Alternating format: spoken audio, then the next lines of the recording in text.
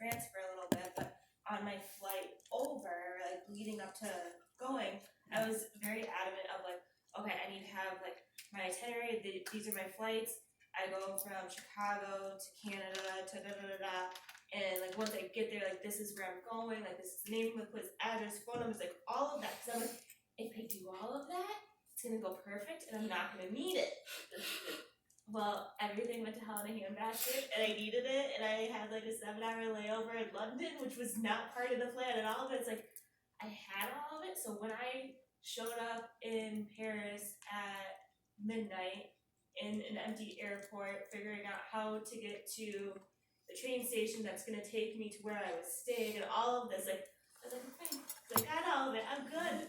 Even though, like, my family here is, like, freaking out because by they myself and stuff in the airport. So you guys, do you see that? Like, imagine, Shelly, how do you think that would have felt if you would have gotten it and you had not? It would have been horrible. It would have been horrible, but instead she was able to handle it because she had all of what she needed. Does that make sense? I'm over here having a heart attack thinking about getting on the plane by myself for the first time and then going to London and then having a layover. I think I would pass out.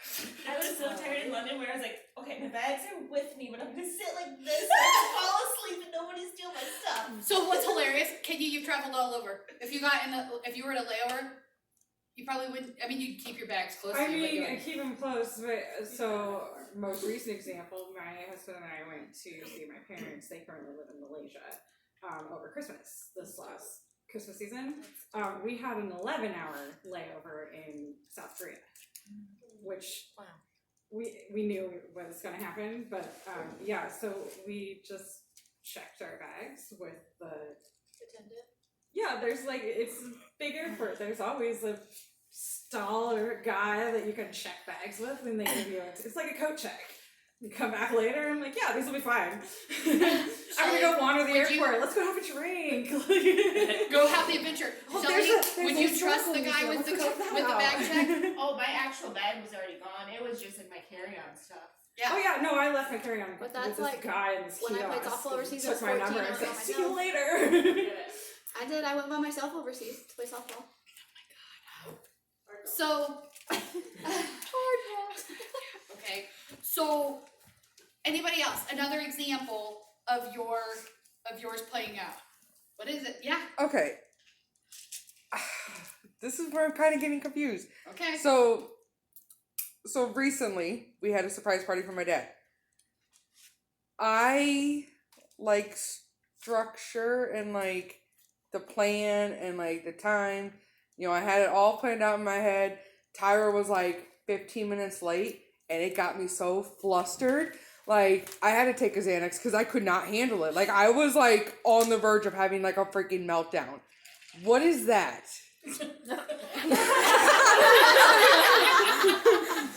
Like, that is something that I am not qualified to do. I mean, like, what would that be more like? Because, like, is that more like the safety and security, or like?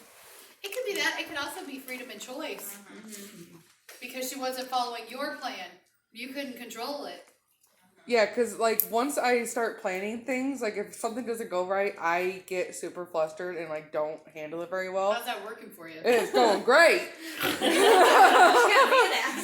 And, like, we had Dorothy's birthday party, and, like, then we were at a hotel, and we just got there at, like, 4:30. By 5 o'clock, we had a complaint because we were being loud. I'm like, so that threw me off completely. So then, like, my whole rest of the night, like, I was just pissed.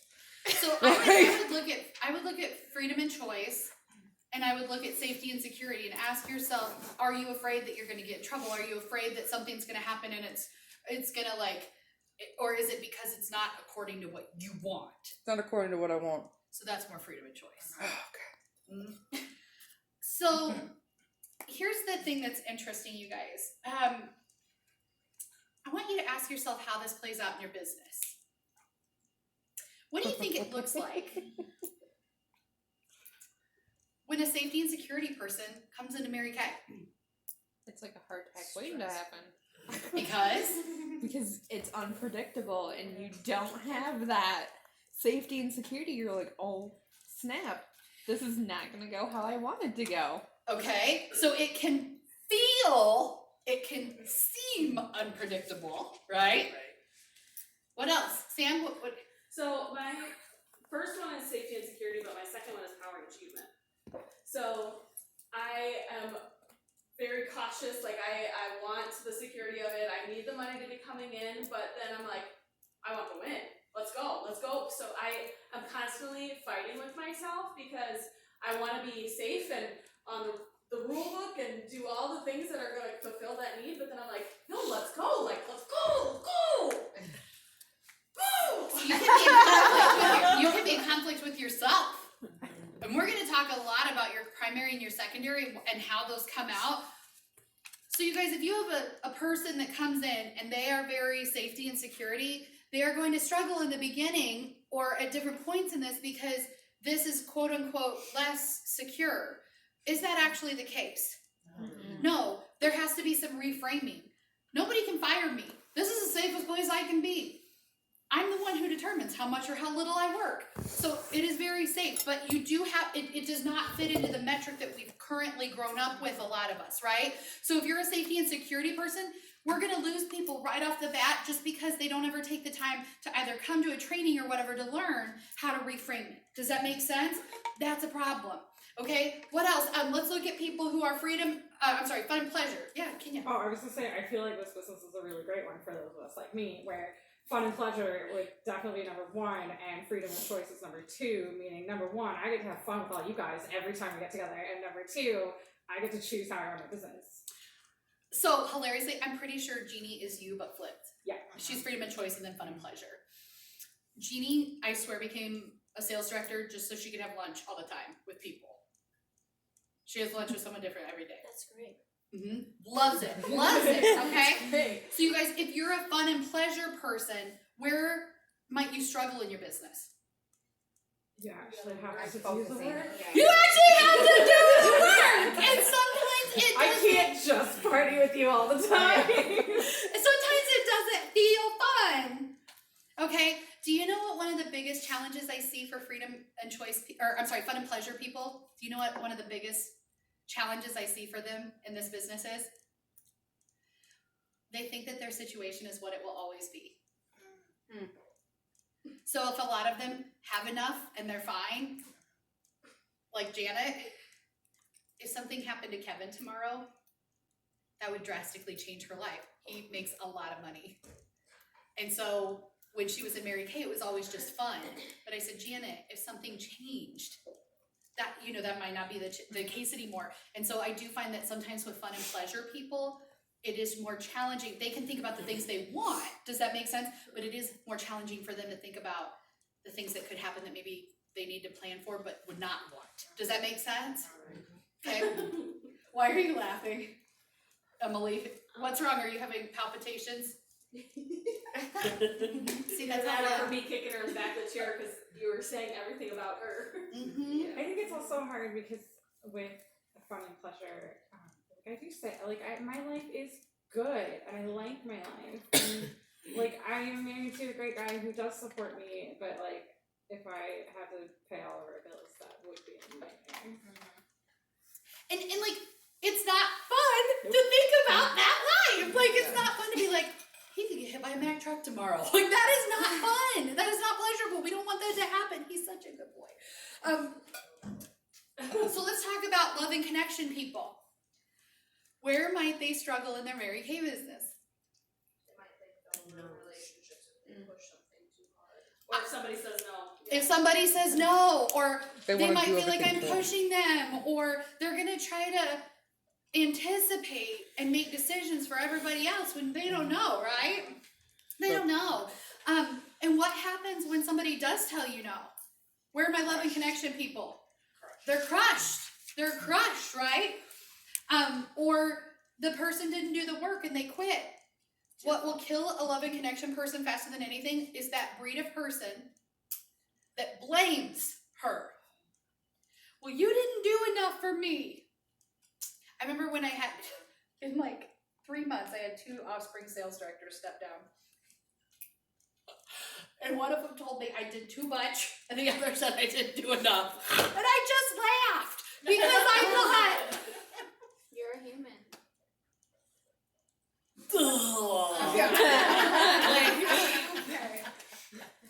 So note to self, if that's you someday, don't tell me that. Don't tell me that. What about freedom and choice people? Where might you struggle in the business, Kenya? Struggling, well, there is some aspect of not being able to choose, like, I don't know how to, like, Don't try to be fluffy, just say. No, I love that I can, like, I love that I get to choose how to run my business, but there are some structures that I still have to follow. Mm-hmm. And that can sometimes be frustrating when I'm like, I really want to just, like, blast this all over my Facebook page, and I can't, you know, like, things like that, or... So because we are under the umbrella of a company Yes. and they do have some regulations, even though it's for good purpose to make it an even playing field, it's still like, okay, I get it. Yeah. Limitations on how to run, like, I'm fortunate in that I do have a business that I run from my house, so I am allowed to then advertise my Mary Kay within my business Yeah. because it's all within my private space. Yep. But, like, if I had a brick and mortar place, I would not You be allowed couldn't to do that, yeah. I think another place where freedom and choice people, and I think that this is a really important piece for you, Kenya, is they struggle because to be self-employed, you have to give yourself some structure, but then they will rebel against a structure they created. Oh my gosh, They will You know yeah. how hard it is to make a schedule? It I is. cannot And make a stick to it. schedule. Like, I can't. And those of us who are safety and security are like, love the structure, love the schedule, like, okay, I'm gonna do this now, and then I'm gonna do that, but we can rebel against it if we are freedom and choice people, even though it's the stuff that we created. And it goes with money too, it's not just time. I'm gonna make this much is gonna go to pay off this debt. But I would much rather go buy that fun, pretty sparkly. Dude, So yes. I'm in between of, for my number 2, love and connection and freedom and choice. So I will teach you guys about the secondary after, I think that part's after lunch, I can't remember. But I will teach you about that, and I will tell you it'll help a lot. It'll help a lot with that. So let's talk about power and achievement people. What in the business can be challenging for a power and achievement person? Because I always want to win, and They always want to win. which might not be bad. I think a lot of it can be how you perceive a win. Okay, so, well, got a new team member, but done that before. Or I got a new team member and I'm a red jacket now, but I'm still not a car driver, and I'm still not a director. I'm still not a.